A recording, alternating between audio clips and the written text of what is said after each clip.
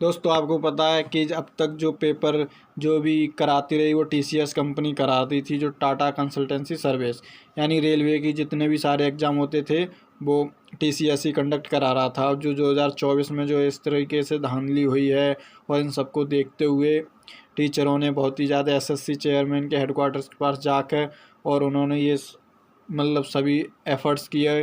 तो जो एसएससी के चेयरमैन हैं उन्होंने इस चीज़ को वर्बली बोला है कि अब जो भी पेपर करा रही थी वो टीसीएस नहीं कराई है, वो वेंडर ही चेंज कर देंगे।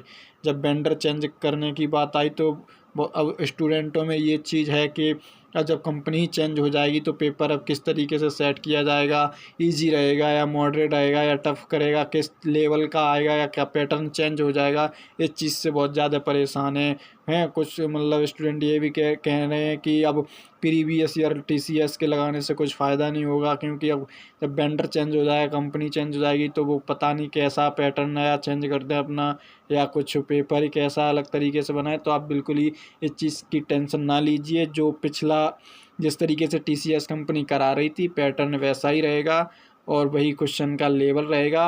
अब एसएससी के चेयरमैन ने बिल्कुल ये प्रूव कर दिया है कि वर्बली बोला है कि अगर जो सीजीएल का पेपर है, यानी कि जो जैसा एमटीएस का लेवल है या सीएचएसएल का लेवल है, सीजीएल का लेवल है, जैसा लेवल है उसी तरह का पेपर सेट होगा।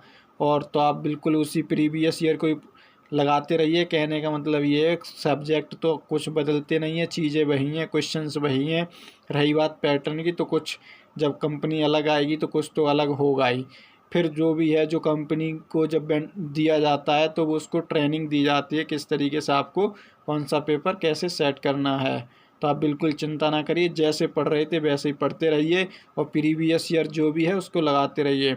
अब जो पेपर है वो टीसीएस कंपनी ना करा के दूसरी कंपनी कराएगी। और जो वेंडर अभी उन्होंने वर्बली बोला है ऐसा, अभी नोटिस जारी नहीं किया गया है चेयरमैन के द्वारा, तो ये भी जल्दी से जल्दी हो जाएगा। तो आप पढ़ते रहिए और आराम से उसी जो भी है प्रीवियस ईयर का उसको रिवीजन करते रहिए। Thanks, all the best.